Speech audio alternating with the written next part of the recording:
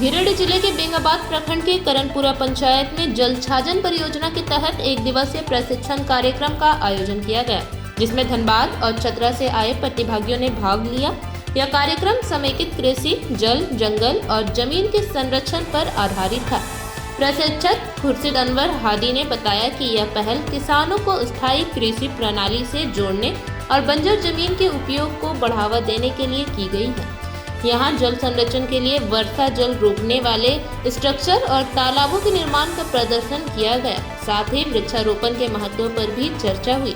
प्रशिक्षण में पशुपालन, बकरी पालन, देसी मुर्गी पालन और मछली पालन की तकनीकों पर विशेष जानकारी दी गई। प्रतिभागियों को खेती की आधुनिक विधियां और उनकी संभावनाओं से अवगत कराया गया, जिससे वे अपने गाँव में छोटे मॉडल तैयार कर कृषि को बढ़ावा दे। यह प्रयास न केवल रोजगार सृजन करेगा, बल्कि पर्यावरण संरक्षण और ग्रामीण विकास में भी मददगार साबित होगा। मेरा नाम खुर्शीद अनवर हादी हुआ और हम लोग अभी इस वक्त ग्राम आस्था ग्राम पंचायत करनपुरा प्रखंड बेंगाबाद जिला गिरिडीह में उपस्थित हैं।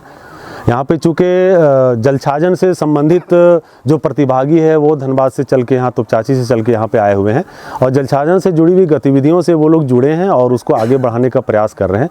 निश्चित तौर पर यहाँ भी हम लोग जल छाजन से जुड़ा हुआ जो कंसेप्ट है उसको लेकर के यहाँ पे काम कर रहे हैं अपने स्तर से, यानी कि खेती बाड़ी को बढ़ाने के लिए और उसके खेती बाड़ी का जो सिस्टम है उसको समेकित करने के लिए जो प्रयास किया जाता है उसमें जल, जंगल, ज़मीन और जानवर, ये 5 तरह का कंपोनेंट आता है। तो सबसे पहला आता है कि वर्षा जल को हम रोकने के लिए हम क्या क्या गतिविधि अपना सकते हैं। तो यहाँ पर बारिश का जो पानी आता है उसको रोकने के लिए कुछ स्ट्रक्चर बनाया गया है, जिसको अभी यहाँ दिखाया गया है, जो डोभा के शक्ल में है। एक तो मनरेगा से भी डोभा यहाँ पे बनाया गया है और अपने से भी बनाया गया है, ताकि हम बारिश के जल को वहाँ रोकें। और एक बड़ा तालाब है जिसमें लास्ट में जाके सारा पानी यहाँ पर रुकता है। उसके अलावा जो वृक्षारोपण है, जो कृषि का एक बहुत बड़ा अंग होता है कि पेड़ पौधे हमारे पर्यावरण को भी दुरुस्त करते हैं और खेती बाड़ी के लिए एक उसके जो पत्ते होते हैं वो खाद का काम करते हैं और ऑक्सीजन तैयार करने के लिए पेड़ पौधों की आवश्यकता होती है, इसलिए पेड़ पौधे भी यहाँ लगाने का प्रयास किया गया है। दूसरा चीज़ है जो कृषि के काम को समेकित करने के लिए जो भी गतिविधियां होती हैं, जैसे पशुपालन में जो देसी ब्रीड है गायों का, उसका पालन यहाँ पे हम लोग कर रहे हैं, उसको दिखाया गया। फिर बकरी पालन, जो ब्लैक बंगाल की बकरी है उस नस्ल की बकरियों को यहाँ पर हम लोग रखे हैं और उसका ब्रीड को डेवलप करने का कोशिश कर रहे हैं। ये 2 चीज़ हो गया।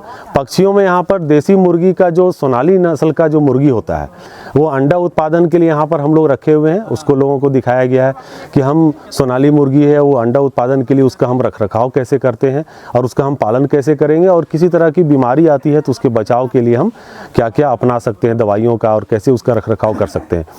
फिर मछली पालन के लिए हम पानी का जो हमारा डोभा में है और तालाब में, उसका मछली पालन में हम कैसे उपयोग कर सकते हैं, कौन कौन सी मछली हम पाल सकते हैं, उसका उत्पादन कितना होगा, इन सब विषयों पर बात हुआ है।